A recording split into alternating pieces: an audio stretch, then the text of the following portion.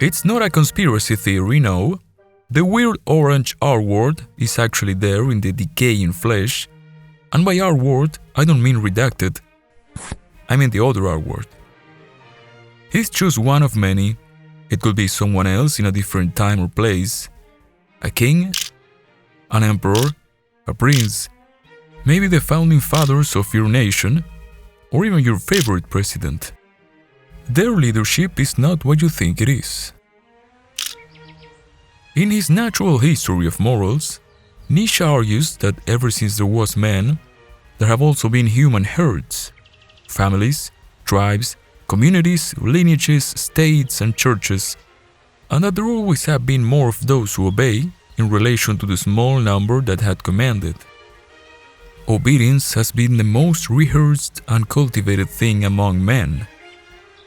One of the first stories we are told as children is that of what happened to Adam and Eve, the first humans, after they disobeyed God, and how now we have to carry their sin.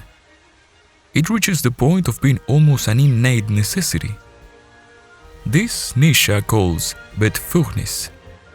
It is instilled in you from an early age to listen to your parents, listen to your teacher, the priest, the law, the general public opinion, and so the instinct of leadership fades as an unfed flame. Taken to the extreme, this will leave us with no leaders for many obedience. Actually, no, I'm wrong. There will absolutely be leaders, people who seek to rule out of a hunger for power. Taken to the extreme, this will actually lead to a sort of guilt of the leader. Powerful people incapable of surmounting their necessity to obey, so they fall back on following a greater command. That of the ancestors, of God, of the founding fathers, of the Constitution. Sounds familiar? Referring one's command to that of a higher ideal or deity is a defense mechanism so as to not bear the full weight of said command. Nietzsche calls them guiding lambs. This guilt is why true leadership is hard to come by or almost non-existent. Hence the Alexanders, the Caesars, the Napoleons are the exception, not the norm. To you and me both, even from an early age, because I say so was never a good answer. Now your first solution might be to resort to the opposite side of the spectrum, disobedience. And that is not the solution. Didn't we get Little Red Riding Hood read or shown to us as a bedtime story or children's cartoon to warn us about the dangers of the big bad wolf that lives in the forest? Defiance will bring them death, and so the same happens to mankind. Absolute disobedience goes in detriment of true leadership. You will question everything, including good ruling and laws. Now we'd be talking about a conspiracy theory. Human nature itself will prohibit it too, since you will have to disobey command with which you might agree. Both obedience and disobedience are undesirable when done blind.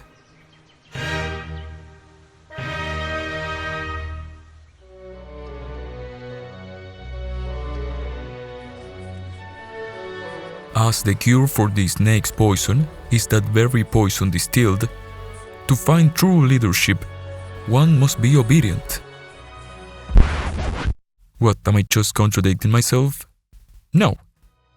Being obedient, in this case, means being open.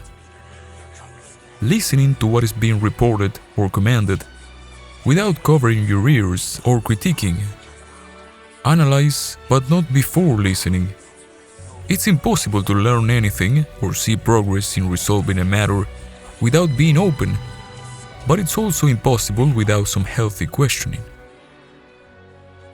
True leadership is the holy grail of human instincts, because, as I said, any true leadership one may be born with is smashed down by obedience through the simple exercise of repetition.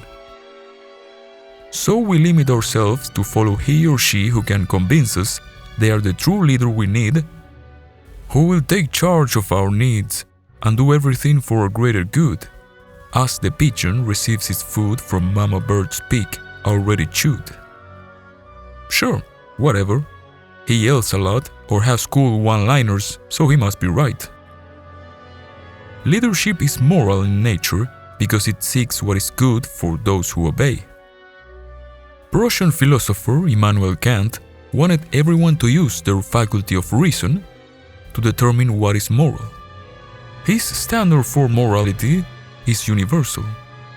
If everyone uses reason correctly, everyone will reach the same conclusions.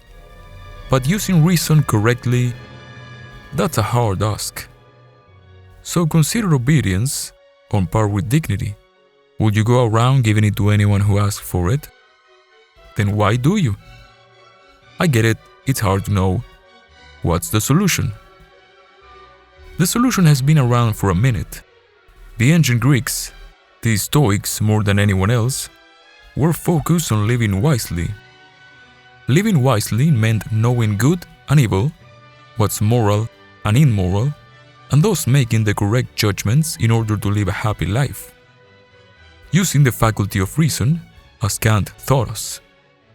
And to choose wisely, our main weapon will be self-discipline. The ruling over one's self, an immediately actionable form of leadership. The nuances of a good practitioner of any art are best seen by another practitioner, be it crochet, cooking, boxing, chess, or politics. How can you understand true leadership if you can't even be the leader of your own self? If you raw dog with a stranger, knowing it might bring you disease, or overeat, knowing it will make you sick. Pardon my crassness, but in order to choose or forge true leaders as a society, we must make it our personal goal to exercise leadership upon ourselves, to feed the flame that has been fading since childhood, to begin to recognize what true leadership even looks like.